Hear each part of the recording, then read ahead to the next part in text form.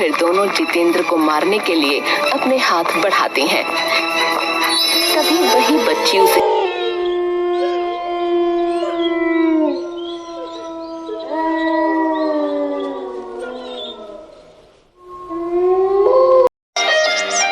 जितेंद्र नाम का एक लड़का था जिसे पुराने महलों, पुराने घरों और जंगलों में घूमने का शौक था। इस शौक के कारण उसे उसके माता पिता हमेशा डांटते रहते थे। एक दिन जितेंद्र के पापा जी उसके रूम में आते हैं और देखते हैं कि वह कपड़े, कैमरा और सामान पैक कर रहा है। तभी उसके पापा जी बोल पड़े, जितेंद्र, कहाँ जा रहे हो?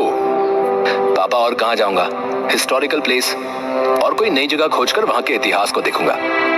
इसके बाद वहाँ पैरानॉर्मल एक्टिविटी को समझने की कोशिश करूंगा। तुमसे कितनी बार कहा है कि इन फालतू के झंझटों में मत पड़ा करो। किसी नेगेटिव चीज को छेड़ना अच्छा नहीं होता। पापा, ये मेरा शौक है, अभी नहीं करूंगा तो कब करूंगा? तेज बातों की आवाज सुनकर उसकी माँ भी आ जाती है। क्या हो रहा है? क्यों इतनी तेज गुस्सा हो रहे हो? और क्या होगा, पूछो अपने लाल से। खंडरों में जाएंगे भूत पकड़ने, अपनी जिंदगी से खिलवाड़ करने। यह सुनकर माँ गुस्से में, तू कहीं नहीं जा रहा है, कुछ आया कि नहीं समझ में? क्या कह रही हूँ मैं? अरे माँ, मैं अकेले थोड़ी न जा रहा हूँ, मेरे साथ दोस्त भी जा रहे हैं। अब बच्चा तो नहीं हूँ ना। जाने दो इसे, मानता ही नहीं, जब देखो मनमानी करता रहता है। अरे मैं जल्दी ही आ जाऊंगा, आप गुस्सा क्यों हो रही हो? अभी तक कुछ हुआ क्या जो आप अब भी टेंशन ले रही हो? ठीक है, जा अपना ध्यान रखना, साथ ही कॉल करते रहना। माँ की बातों के साथ उसके पिता सर हिलाकर सहमति जता देते हैं। दूसरे दिन वह दोस्त राहुल और पंकज के साथ मध्य प्रदेश के बुरहानपुर से कुछ दूर एक हवेली में था। यार राहुल, बुरहानपुर से वो हवेली कितनी दूर है? पंकज बीच में ही बोल पड़ता है, मैंने सुना है कि उस हवेली में कोई साया है, क्या ये सच है? जिस हवेली में जा रहे हैं वो बुरहानपुर रेलवे स्टेशन से 60-70 किलोमीटर है। हाँ पंकज, वहाँ के लोग कहते हैं कि उस हवेली को एक ही रात में जिन्नात ने बनाया था। यार कुछ भी, हम लोग कितनी जगहों पर गए, कभी कुछ मिला है? हवेली पर भी कुछ नहीं मिलेगा। मैंने सुना है कि वहाँ पर रखवाली के लिए किसी को रखा भी गया है। हाँ यार, सुना तो है। तुम दोनों की ये बड़ी खराब आदत है, तुम दोनों सुनी सुनाई बातों पर विश्वास करने लगते हो। चलो वहीं चलकर देखें कौन है जिन्नात।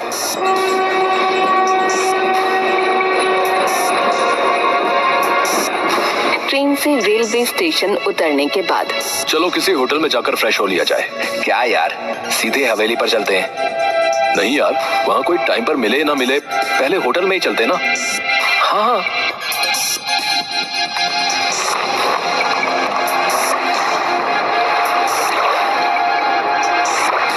फिर तीनों होटल में जाते हैं। वहाँ भी हवेली के बातें में वो बात कर रहे होते हैं। मैं तो बहुत एक्साइटेड हूँ हवेली पर जाने के लिए। तभी होटल मैनेजर, सर आप मत जाइए, वो हवेली बहुत मनहूस है। जो भी गया और रात में रुका तो कभी वापस नहीं आया। तभी जितेंद्र रोकते हुए, क्या फालतू की बातें कर रहे हो? कभी गए हो वहाँ? फालतू की बातें करते हो। सॉरी सर, पर क्या? जाओ यार यहाँ से, फालतू में डराओ मत। मैनेजर वहाँ से चला जाता है। तुमने उसे इतना बेमतलब डांट दिया, ये गलत है भाई। पंकज भी हाँ में सिर हिलाता है। हाँ यार, यहाँ से जाते हुए उनसे माफी मांग लूंगा। माँ और पापा का गुस्सा इन्हीं पर उतर गया।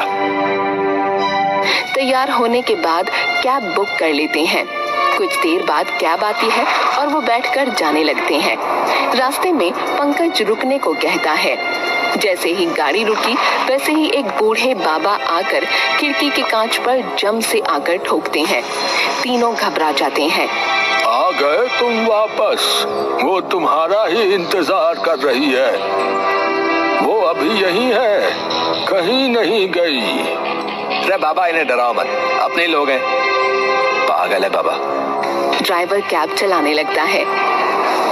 पीछे से बाबा चिल्लाते हुए कैब के पीछे भागते हुए कहते हैं, बेटा मत जाओ वहाँ, मत जाओ वहाँ।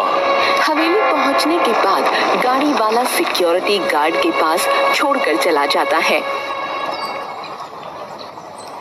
सलाम साहब, मैं निचांग, इस हवेली का गार्ड। हेलो निचांग। चलिए साहब, आप रूम में बैठिए, मैं आपके लिए चाय लेके आया है ये चाय क्या है? पीने वाला, वो आप टी कहते हो ना, टी, वही। तीनों हंसने लगते हैं। उन्हें देख निचांग को भी हंसी आ जाती है। अच्छा चाय, जाओ जाओ लाओ। तीनों चाय पीने के बाद निचांग से, चलो हमें घुमा दो हवेली। साहब आप अंदर जाकर लेफ्ट मुड़ जाना, वहाँ अम्मा मिलेगी है, वो आपको घुमा देगी है साहब, पर शाम से पहले वहाँ बाहर आ जाना है, नहीं तो क्या साहब, अच्छा नहीं होगा। बेहुदी बातें, कोई सेंस नहीं है इन बातों में।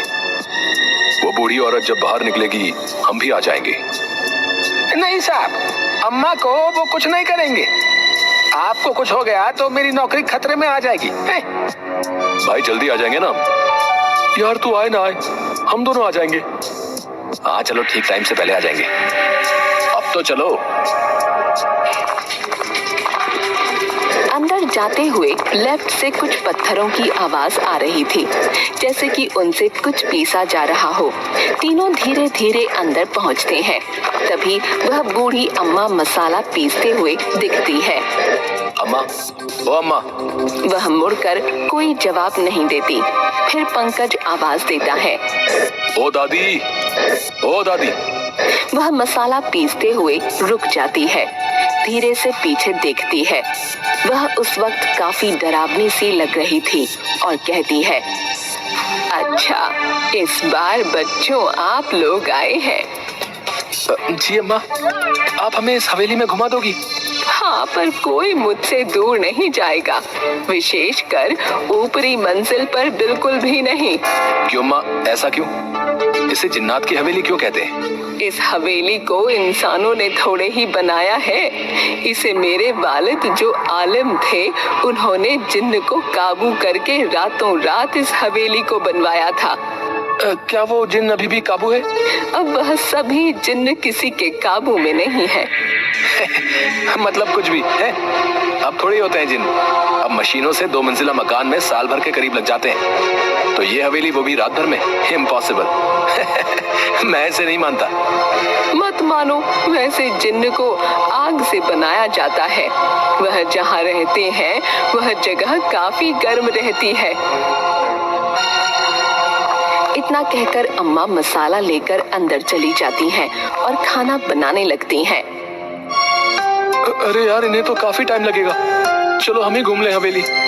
अम्मा अंदर से सुन रही थी, तभी कहती है, बेटा आप ऊपरी मंजिल पर मत जाना और कुएं पर भी नहीं। अरे फालतू की बातें, चलो चलते हैं, कुछ नहीं होगा वहाँ। तभी जितेंद्र को कोई बच्ची दिखाई देती है जो दीवार के पीछे से झांक रही थी।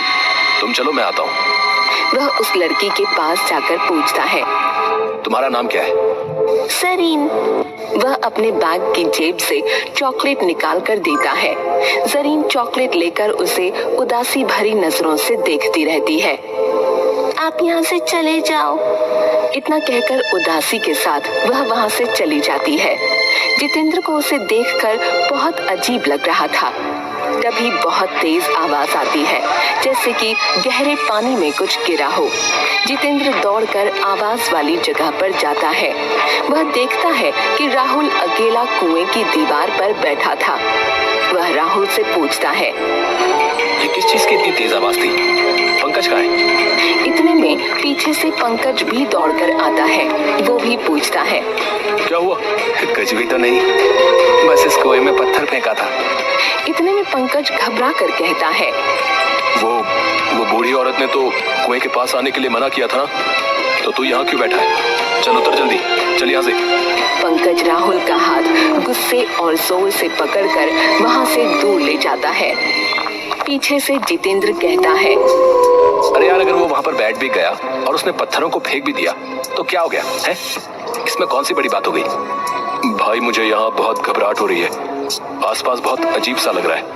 वॉशरूम की दीवार पर मेरी परछाई दिख रही थी। तभी एकदम से 2 बड़े हाथ मेरे गले की तरफ आ रहे थे। तभी पानी में कुछ गिरने की तेज आवाज आई और मैं तेजी से दौड़कर यहाँ आ गया।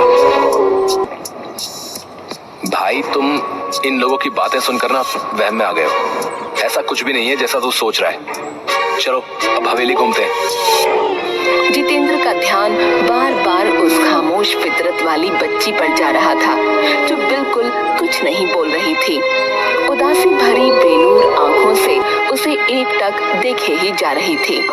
ऊपर से पंकज को यह हवेली कई जगहों पर कालिख और काई जमी हुई दिख रही थी जो कि काफी डरावनी लग रही थी। इसी के साथ राहुल का बोलना बिल्कुल बंद सा हो गया था। इस पर पंकज और जितेंद्र दोनों में से किसी का भी ध्यान नहीं जा रहा था। यार इन दोनों के बहकावे में नहीं आता तो यहाँ फंसता नहीं। बेमतलब आ गया इनके साथ यहाँ पर। कमरों में घूमते हुए पंकज की और जितेंद्र की नजर कमरों पर बनी नक्काशी पर जा रही थी। साथ ही वहाँ थके थके व बेमन से टिमटिमा रहे पुराने बल्ब जो कभी भी दम तोड़ दें। दीवार पर कई जगह जानवरों के सर लगे हुए थे जिसके कारण हवेली काफी भयानक लगने लगी थी। ये जगह इतनी डरावनी और अजीब क्यों है? दूसरी जगहों पर इतना डर नहीं लगा था, पर यहाँ तो उल्टा मुझे ही ज्यादा डर लग रहा है। कुछ यहाँ जो पर्दों में छिपा है। धीरे धीरे वह वापस आंगन में बूढ़ी अम्मा के पास पहुंचकर उनके पास बैठ गए। जितेंद्र के मन में बहुत सारे सवाल आ रहे थे। वह आखिरकार पूछ ही बैठा, ऊपरी मंजिल पर जाना क्यों मना है? वह किसी को भी ऊपरी मंजिल पर जाने वाले को जिंदा नहीं रहने देते। आप इस सब पर विश्वास करती हैं? ये चीजें तो बस वहम होती हैं। मेरा बेटा भी नहीं मानता था। कितना समझाया लेकिन होनी को कौन टाल सकता है।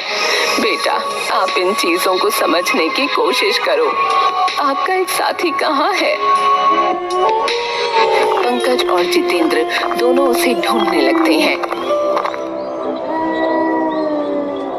इतने में वह जरीन लड़की जितेंद्र को मिल जाती है। वह उसे कहती है, आज बहुत भारी दिन है, अब कहीं नहीं रुकना।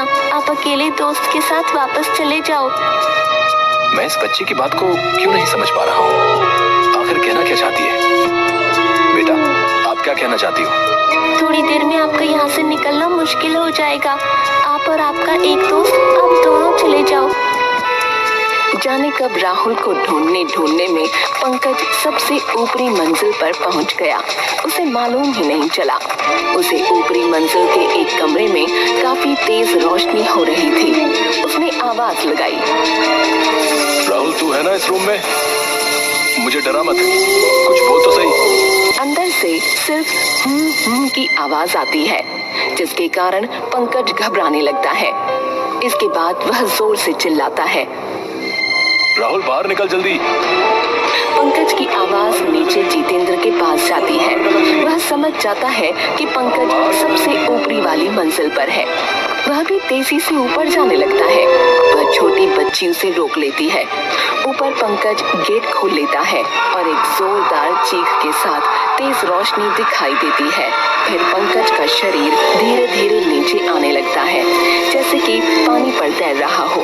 यह सब जितेंद्र की आंखों के सामने हो रहा था। एकदम से ये सब देखकर जितेंद्र वहीं बेहोश हो जाता है। जब वह आंखें खोलता है तो वो अपने आप को अम्मा के रूम में उनकी गोद में सर रखे पाता है। वह घबराकर बैठ जाता है और उठकर बाहर जाने लगता है। अम्मा उसका हाथ पकड़ लेती है। अब कोई फायदा नहीं है, अब रात हो चुकी है। तुम इस कमरे से निकलते हो तो तुम्हारा हाल भी दोस्तों जैसा हो जाएगा। देखना चाहते हो तो खिड़की के छेद में से देखो, खिड़की मत खोलना। जैसे ही वो बाहर देखता है तो उसके दोनों दोस्त दिखते हैं। एक अध जला और दूसरा पानी की वजह से फूला हुआ। ये कैसे हुआ? मैंने तुम्हें रोका था और कहा था ऊपरी मंजिल और कुएं पर जाना मना है। जो ऊपरी मंजिल पर गया वो जल गया, जो कुएं के पास गया वह पानी की वजह से फूल गया। सरीन, वो बच्ची कहाँ है? कौन बच्ची? जो मुझे ऊपर जाने से रोक रही थी। नहीं बेटा, यहाँ पिछले 40 सालों से कोई बच्ची नहीं है। जितेंद्र ये सुनकर बिल्कुल सुन्न सा रह जाता है। फिर वही लड़की को एक फोटो में देखता है। यही तो है वो बच्ची, यही तो है। यह मेरी बेटी है जो ऊपरी मंजिल से सीधे कुएं में जा गिरी थी, वही जिन्नों की वजह से। इसीलिए मैं यह हवेली छोड़ना नहीं चाहती हूँ। मुझे बाहर जाना है, हवेली से बाहर जाना है। सुबह होते ही मैं निकल जाऊंगा। बेटा, जो इस हवेली में एक रात में फंस जाता है फिर वो वापस नहीं निकल पाता। यही यहाँ की सच्चाई है। रात भर वो दोनों बैठे रहते हैं। सुबह होते ही जितेंद्र गेट खोलकर बाहर निकलता है। वैसे ही वो देखता है कि राहुल उसे आवाज दे रहा है। जितेंद्र, ओ जितेंद्र, यहाँ मेरे पास आ जा। ओ जितेंद्र, मैं यहाँ हूँ अंदर। फिर वह कुएं की दीवार पर बैठकर वापस अंदर कूद जाता है। फिर से यही रिपीट होता है। वह घबराकर मेन गेट खोलने की कोशिश करता है।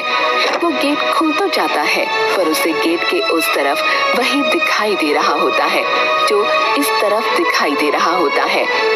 राहुल का कुएं में कूदना। कोई फायदा नहीं है बेटा, ये मेरे लिए हमेशा का है। बेटा अब बस कर दे। इतना कहकर अम्मा अपने काम में लग जाती है। जितेंद्र को उसके वही दोस्त बार बार दिखाई देते हैं। फिर उसे वही जरीन दिखाई देती है। वह उसे एक तरफ उंगली दिखाते हुए कहती है, जाओ, आखिरी बार और आखिरी मौका, अब और न मिले मौका। इतने में उसके सामने उसके दोनों दोस्त खड़े हो जाते हैं। दोनों साथ साथ कहते हैं, ये सब कुछ नहीं होता है। फिर दोनों जितेंद्र को मारने के लिए अपने हाथ बढ़ाते हैं।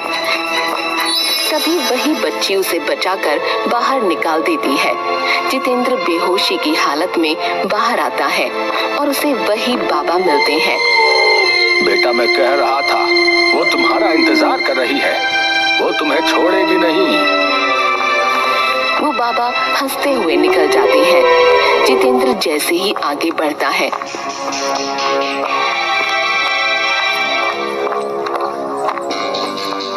उसे एक गाड़ी दिखती है। उसमें भी 3 दोस्त उसी हवेली में जाते हुए दिखते हैं। वही सीन वापस से उसे दिखने लगता है पर वो बाहर होता है। गाड़ी में कोई और होते हैं। जाते जाते वह वापस मुड़कर देखता है तो वो बच्ची उसे ही देख रही होती है। उस बच्ची के साथ भी वही हादसा होते हुए उसे दिखता है। बच्ची को आग लगती है और वो नीचे गिरने लगती है। अब जितेंद्र समझ गया था कि जिंदगी अनमोल होती है। बड़ों का कहना मान लेना चाहिए। वह मान गया था कि किसी भी शक्ति को नकारा नहीं जा सकता है, चाहे वह नेगेटिव हो या पॉजिटिव।